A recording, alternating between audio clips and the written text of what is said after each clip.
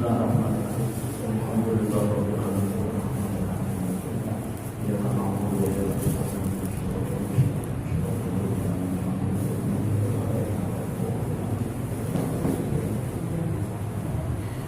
A'udzu billahi minasyaitonir rajim. Bismillahirrahmanirrahim. Alhamdulillahirabbil alamin. Wa bihi nasta'in 'ala umuri dunya waddin. Asyhadu an la ilaha illallah wahdahu la syarika lah wa asyhadu anna Muhammadan 'abduhu wa rasuluh. Allahumma shalli wa sallim wa barik 'ala sayyidina Muhammad wa 'ala alihi wa sahbihi ajma'in. Amma ba'du, subhanaka la ilma lana illa ma 'allamtana innaka antal 'alimul hakim wa tub 'alaina innaka antat tawwabur rahim. La haula wa la quwwata illa billahil 'aliyyil 'azim. Jamaah yang dimuliakan Allah, puji syukur kehadirat Allah Subhanahu wa taala.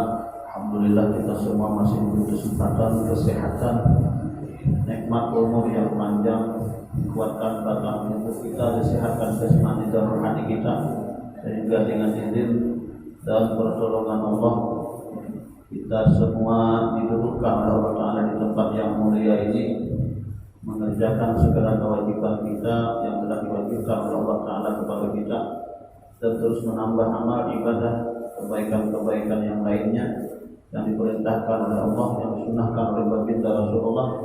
Mudah-mudahan kita berharap memohon kepada Allah segala rangkaian ibadah kita diterima oleh Allah Subhanahu wa taala, kebaikan-kebaikan kita pun diterima oleh Allah, mendapatkan ganjaran pahala, dan pada akhirnya mudah-mudahan kita semua ditempatkan oleh Allah Taala dalam surganya. Amin ya rabbal alamin. Salawat dan salam senantiasa kita sambungkan keharibaan junjungan kita baginda Nabi Muhammad sallallahu alaihi wasallam. Allahumma shalli wa barik alaihi. Mudah-mudahan beliau berkenan memberikan syafaatnya kepada kita di dunia ini dan di akhirat nanti. Amin ya rabbal alamin. Bismillahirrahmanirrahim. Qala al-mu'allif rahimahullah nafa'ana bi ulumihi wa ulumi masyayikhina fi daraini amin. Al-babul khamis wal 'ishruna fi fadilatin nikah. Bab yang ke-25 menyebutkan, membicarakan hadis-hadis baginda Rasulullah tentang kelebihan atau keutamaan daripada menikah. Tapi habis mendengar hadis ini jangan pengen nikah lagi lah. Kenapa belum aja itu? Qala Nabi sallallahu alaihi wasallam, bersabda baginda Nabi sallallahu alaihi wasallam, at-tazwiju barakatun wal waladu rahmatun fa akrimu auladakum fa inna karamatal auladi ibadah. Kata baginda Nabi sallallahu alaihi wasallam, menikah itu merupakan satu berkah atau kebaikan dari Allah Subhanahu wa taala. Karena dengan menikah, sesuai dengan hadis baginda Rasulullah SAW, bahwasanya beliau bangga, senang dengan umat beliau yang banyak. Nah, untuk memperbanyak daripada umat baginda Rasulullah SAW, yaitu dengan jalan kita menikah, memperbanyak keturunan. Artinya dengan niat yang benar, maka itu merupakan satu berkah. Jadi niat menikah bukan artinya menyalurkan hawa nafsu, ada mengikuti sunnah baginda Rasulullah SAW. Wal waladu rahmatun, dan anak merupakan rahmat dari Allah Subhanahu wa taala. Jadi habis menikah ke anaknya rahmat, tanda kasih sayang yang diberikan Allah Taala kepada seseorang yang menikah. Jadi kalau berisi anak, jangan dimarahi, jangan dibenci, jangan dicaci dengan sebab mungkin kelakuannya yang kurang baik. Karena ini rahmat.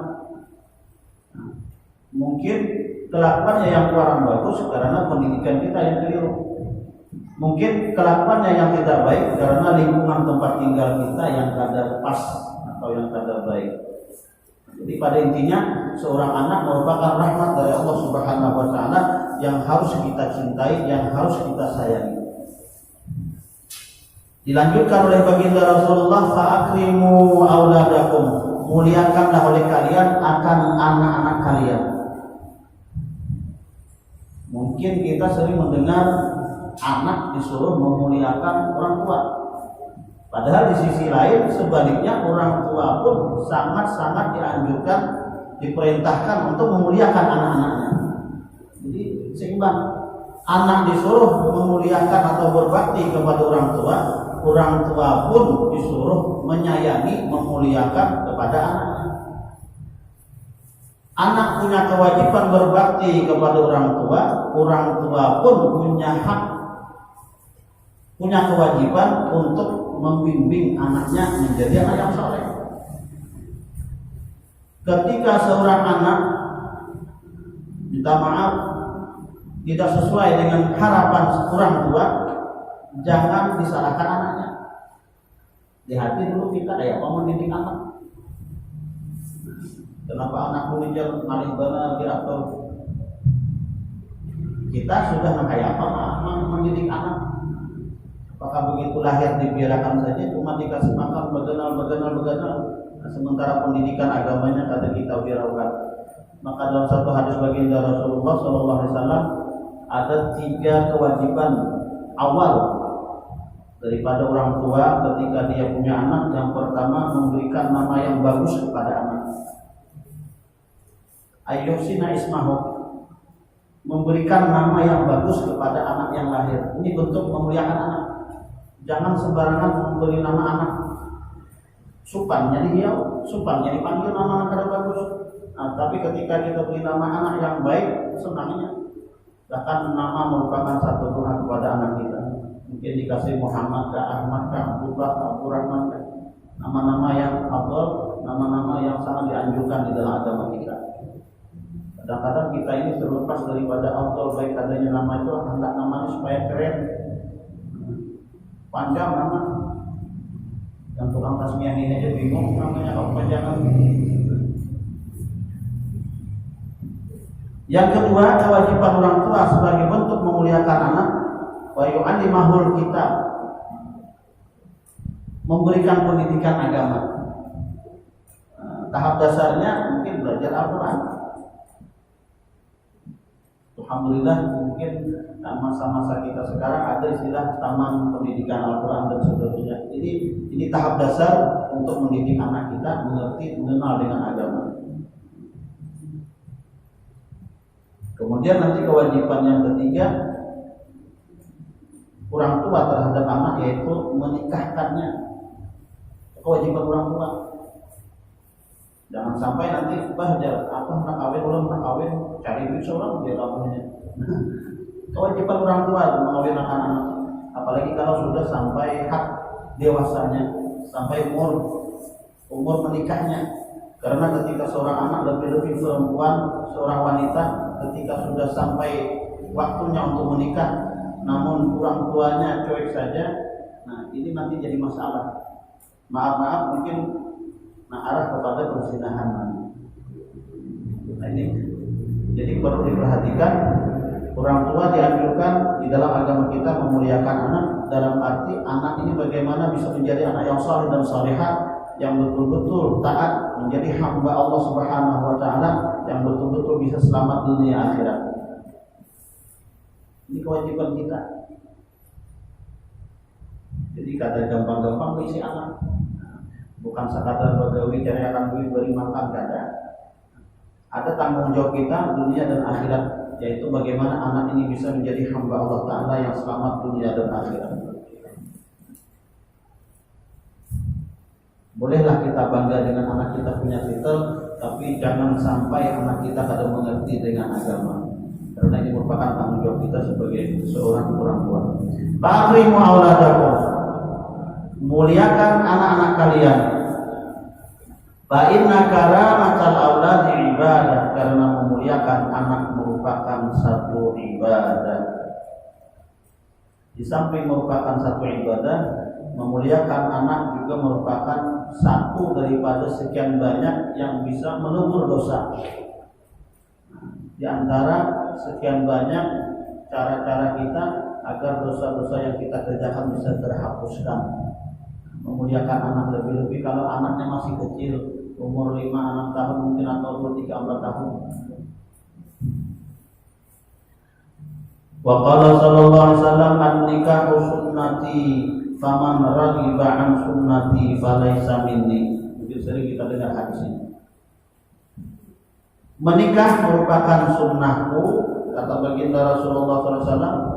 Barang siapa yang membenci atau siapa yang benci daripada sunnahku, maka bukanlah termasuk golonganku. Arti benci di sini, dia punya kemampuan untuk menikah. Nah, syarat-syarat untuk menikah sudah terpenuhi, tapi tidak ada menikah. Sesekali hendaknya nama bujang aja jalan itu.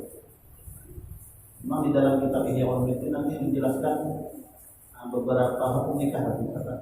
Bahkan nanti ada nikah itu jadi haram hukumnya. Cuma secara usul, secara asalnya nikah ini merupakan sunnah baginda Rasulullah SAW. Terlepas daripada hal-hal yang nanti terjadi. Berduit kadada nak nikah misalkan, atau dia menikahi supaya dia bisa menyakiti perempuan tersebut, haram hukumnya jadinya nanti. Tapi secara asal nikah merupakan sunnah baginda Rasulullah. Ketika seseorang menahan dirinya kadang mau untuk menikah, maka Rasulullah falaisa minni, bukan termasuk golonganmu.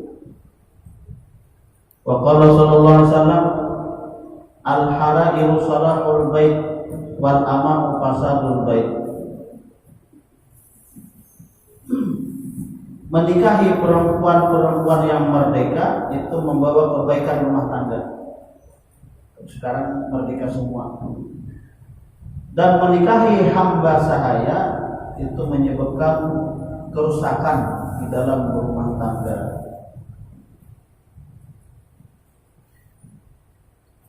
Wa qala sallallahu alaihi wasallam man arada ayati Allahu tahiran mutahhiran wala yatazawwaj al-haraira. Barang siapa yang ingin berjumpa dengan Allah dalam keadaan suci dan mensucikan, hendaklah dia menikah dengan perempuan yang merdeka. Sekarang enggak ada lagi program. Ada lagi sudah. Merdeka semua sudah. Budak ini kan tawanan perang di zamannya dahulu, zaman Rasulullah. Dia akan bebas kalau ada yang menebus. Wa qala sallallahu alaihi wasallam iltamisur rizqa bin nikah. Tuntutlah rezeki kalian dengan menikah. Jadi kalau orang menikah nih, lawan baru menikah, lain rezekinya. Sama aja Pak dapatnya misalkan, tapi ketika dia menikah lain, barakahnya lain. Karena nanti dalam hadis lain, orang memberi si bini itu memberi bini duit itu sedekah sudah. Nanti masuk kelebihan atau fadilah sedekah kan macam-macam. Termasuk membawa berkah kepada rezeki tersebut.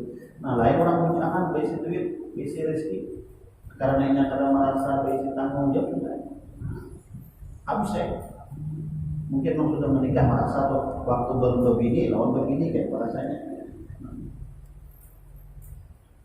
Karena baginda Rasulullah yang bersabda yang dikir, kami sore setelah menikah, tuntutlah kalian akan rezeki kalian dengan menikah. Bahkan dalam pernikahan ini disebutkan masalah rezeki dengan sebab menikah itu. Wa qala sallallahu alaihi wasallam man tazawwaja faqad utiya nisfal ibadah. Barang siapa yang menikah, maka sungguh dikasih akan dia separuh daripada nilai ibadah di sisi Allah Subhanahu wa taala. Paling jahat di antara kalian itu adalah orang yang memujang. Nilai Ustaz lain malah Ustaz itu sampai judulnya aja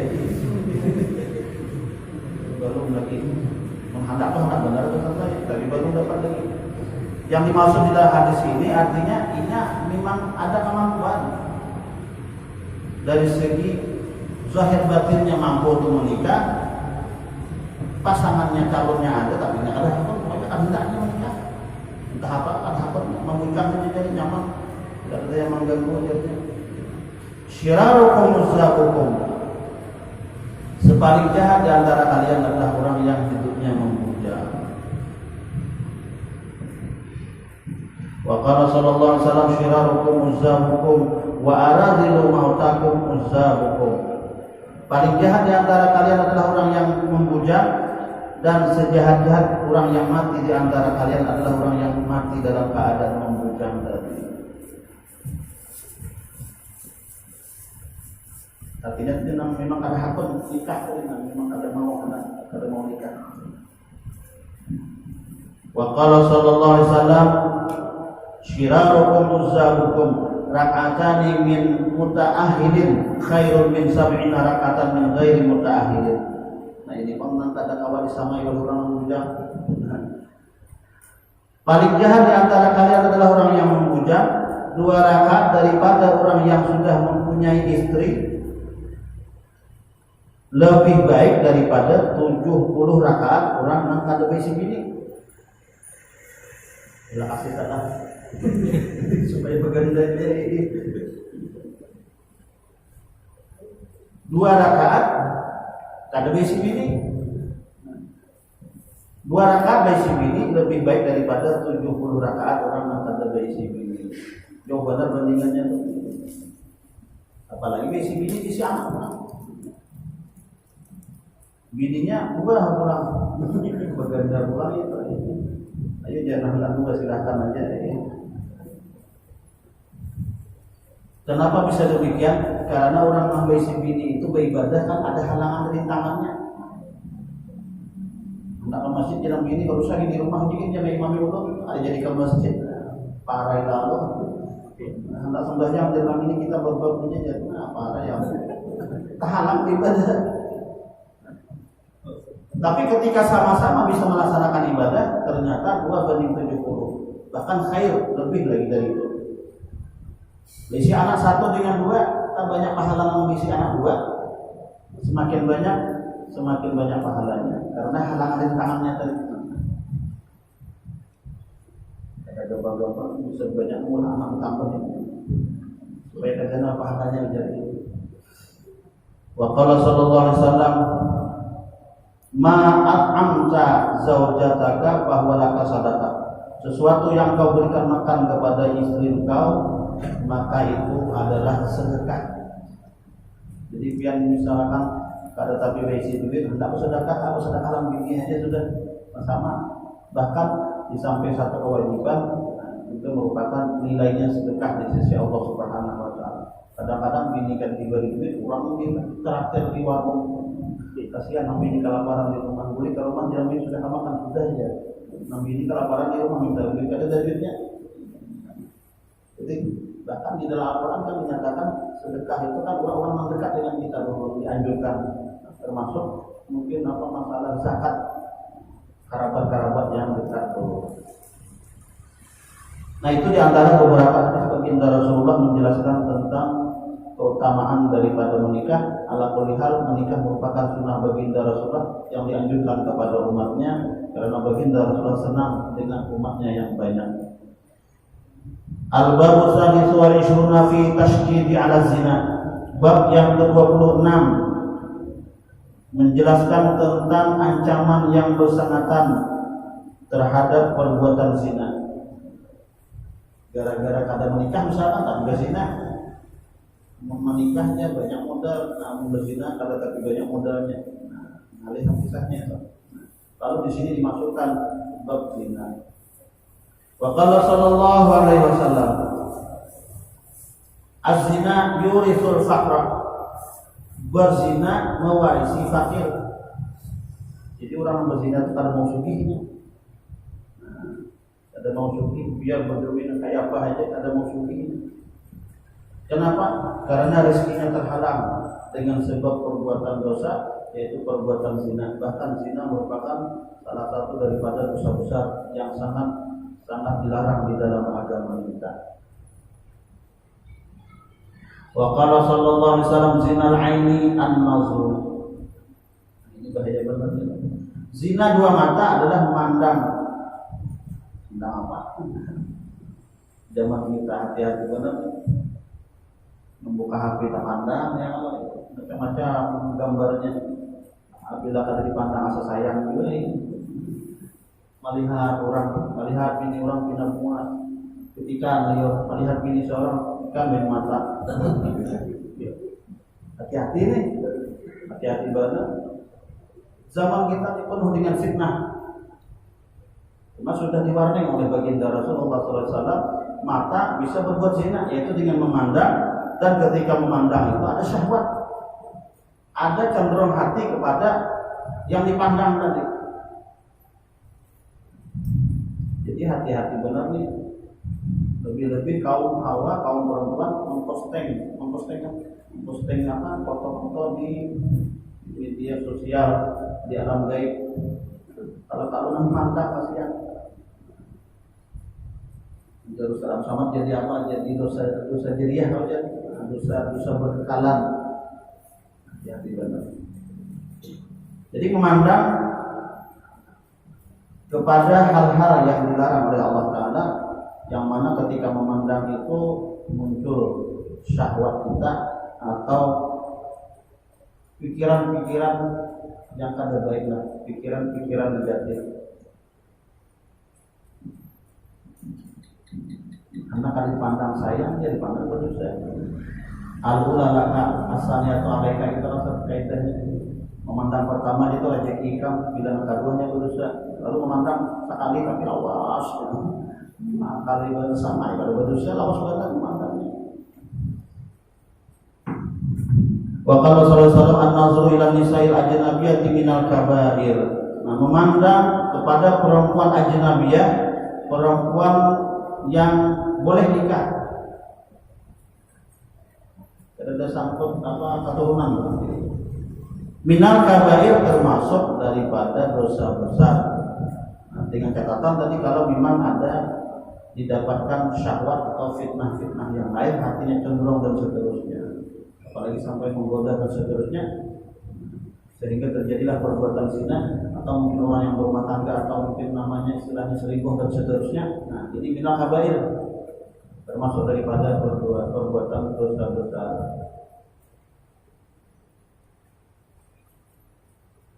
Penyembah yang ada orangnya, tapi di jalan terus juga. Kayak apa? Hati-hati benar kan? Mudah-mudahan dari kita kawat menjaga.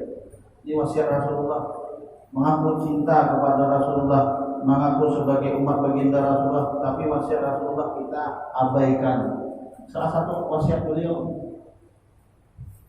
karena perbuatan zina termasuk daripada perbuatan kaum jahiliyah yang oleh Allah Ta'ala baginda Rasulullah diutus untuk memberantas itu.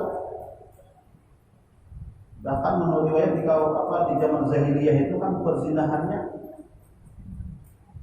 merebak mudah.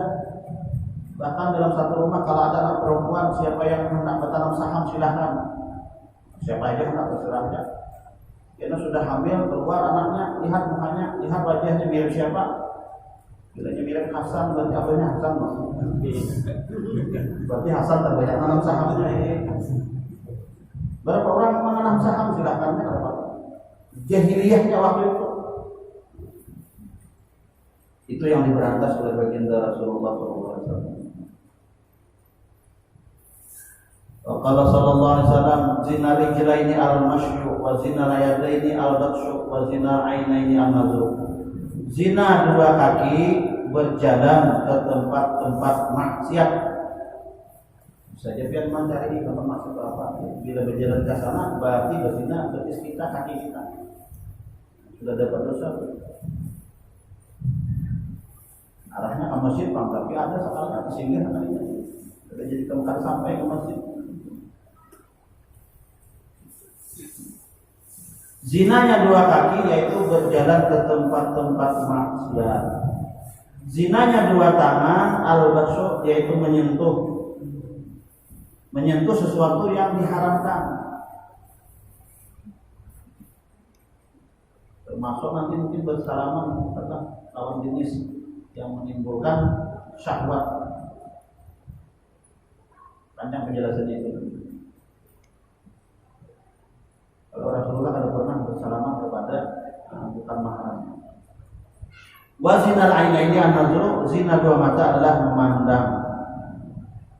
Pandangan saja. Dari mata turun ke hati gitu. Kalau dia dengan sebuah pandangan itu lalu turun ke hati. Banyak terjadi kejadian-kejadian yang bahkan sampai lalu untuk begini. Bini sibuk udawi, laki sibuk kalau orang depan rumah. Banyak kejadian lagi. Sudah yang terjadi kayak itu udah tahu ustaznya minta baju, minta macam-macam. Sudah bahagia mana ada yang ustaznya. Jadi pelarian itu ustaznya. Maka curhatnya tengah malam pulang. Ketahuan oleh bini, amuk bini ustaznya. Dikira selingkuh itu ustaznya pada melayani pengadilan.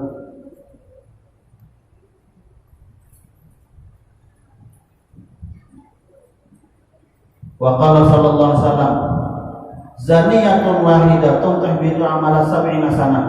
Berzina satu kali atau satu kali berzina menjatuhkan, menggugurkan, menghapus pahala beramal 70 tahun. Kalau sedikit-sedikit pahala 70 tahun. Sekali berzina aja. Tak ingat ulun zaman dulu masih kecil di kampung. Kurang nih mengaji amalan anak sugih. Cuma anehnya biar karena mungkin sudah tersalah jalannya disyaratkan berzina 40 orang anak sugihnya, dan yang ke-40 itu mamanya seorang. Syaratnya tadi anak sugih. Karena memang anak sugih sudah dapat 39 orang berzinanya. Yang ke-40 mamanya. Begitu menggawi mamanya, disumpahi mamanya, gila mamanya. Karena jadi sugih. Orang tua. Dapat guru dari mana kalau tahu itu. Jadi syaratnya jadi gurunya 40 orang harus dizinai. Tapi yang terakhir mama. Kita berkata banyak banget kekulahannya itu. Gila langsung orang. Itu kejadian di kampung orang zaman dulu. Nah, satu kali berzina menjatuhkan pahala beribadah 70 tahun. Itu tugas kita orang tua nih benar terhadap anak-anak kita. Jangan sampai dibiarkan anak ketika mungkin malam minggu dibawa oleh pacarnya, bah jauh berjalan lah, dia lawan siapa? Lawan kawan kan siapa? Tengah malam baru beli. Jangan sampai terjadi penyesalan. Ulun sudah sering menjadi saksi nikah 4 bulan udah nikah, kenapa jadi keluar anaknya? Itu menurut hitung 10 lebih dulu. Anak ada dinikahkan kira-kira kayak apa? Karena tahu juga. Di PHN dari dulu hanya nikah. Ini ketelidoran kita sebagai orang tua.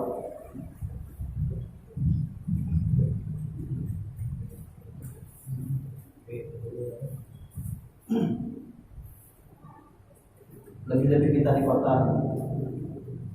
Zina, mabuk-mabukan itu yang paling mudah terjadi.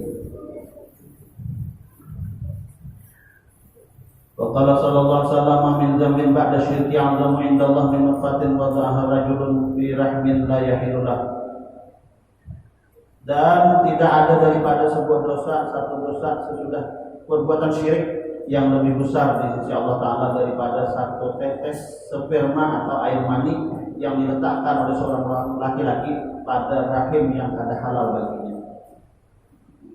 Jadi beriringan dengan perbuatan syirik dosanya, ganar-ganar dosanya. Menanam bibit sawit, tapi kan di tanah seorang, di tanah orang. Jadi kali jadi milih menanam, dosanya ganar-ganar. Jangan sampai terjadi. Wa qala sallallahu alaihi wasallam inna li ahli nar sayhatan min nabni rihi farjizani. Bahwasanya bagi orang ahli neraka itu nanti ada siksaan daripada bau busuk kemaluan orang yang berzina. Jadi di neraka itu baunya luar biasa. Ternyata bau yang keluar daripada kemaluan orang yang berzina. Jadi siksa, jadi azab di neraka nanti baunya itu. Nah, kumpul di situ gitu. Orang yang berzina di situ. Nah, salah satu azabnya bau busuknya itu. Kalau dalam surah Mi'raj itu kan diceritakan apabila Rasulullah melihat orang ini di mukanya ada daging yang bagus, daging yang busuk. Tapi yang anehnya dimakannya daging busuk gitu kan. Ternyata ketika ditanya kepada Jibril, ternyata itu gambaran orang nambai si bini tapi masih melakukan perbuatan zina. Nah, di akhirat kayak itu siksaannya. Bahkan kalau hukum Islamnya kan yang sudah baisi bini atau yang sudah baisi pasangan, hukuman haknya kan lebih mati ketimbang mengunjang. Bahaya benar. Jadi jangan dimulai. Kalau kita memulai, setan sudah masuknya, menggoda kita. Apalagi zaman kita sekarang masih canggih. Wa qala sallallahu alaihi wasallam al-ghina waz-zani la yajtami'ani. Kaya dan perbuatan zina kadang mau terkumpul. Bila orang itu berzina, jangan berharap bisa sugih. Bila hendak sugih, jangan pernah berbuat zina. Zinanya itu apa? Zina mata, zina kaki, zina tangan, jangan sampai dikerjakan, itu insya Allah mau sugih. Nah, tapi bila perbuatan zina dijalankan atau dikerjakan, kadang bisa jadi orang kaya. Al-ghina waz-zani la yajtami'ani. Kalau sallallahu alaihi wasallam tarku zina yurithul ghina, meninggalkan perbuatan zina mewarisi kekayaan. Wa qala sallallahu alaihi wasallam man zana zuniya bihi walau bi haitani dari. Orang yang berzina akan dizina. Ini abahnya misalkan berzina nih. Lalu bagi anaknya ini insyaallah bukan insyaallah anaknya nanti berzina lagi. Nah, dizinai orang juga ini. Abahnya berbuat mesum kepada perempuan lain. Nah, seorang abah ini bisa anak bibinya, kira anaknya itu juga diambil orang juga. Kalau bahasa kasar kita di kampung apa, hukum karma aja bahasanya nanti itu.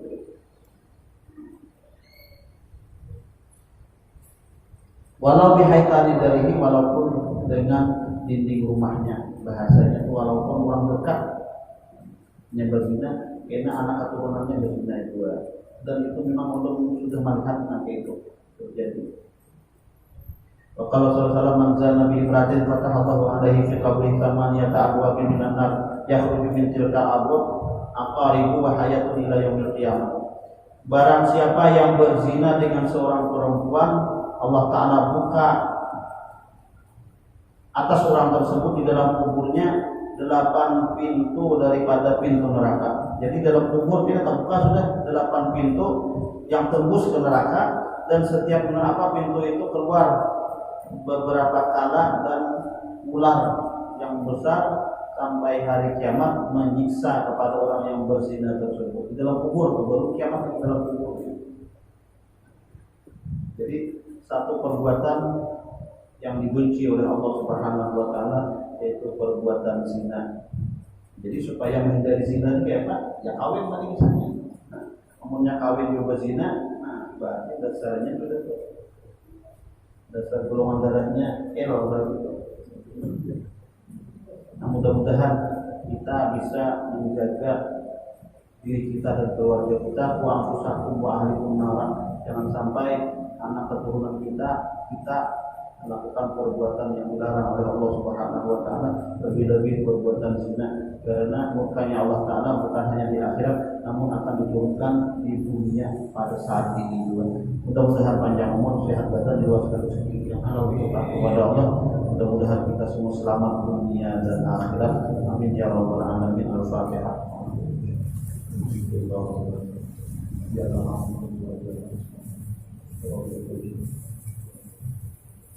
Amin ya Allah. Bismillahirrahmanirrahim. Alhamdulillah rabbil alamin. Allahumma shalli wa sallim ala sayyidina Muhammadin wa ala alihi wa sahbihi ajma'in. Allahumma inna nas'aluka ridhaka wal jannata wa na'udzubika min sakhatika wan nar. Allahumma innaka 'afuwwun karim tuhibbul 'afwa fa'fu 'anna wa 'an walidina wa 'an jami'il mu'minina wal mu'minat wal muslimina wal muslimat bi rahmatika ya arhamar rahimin.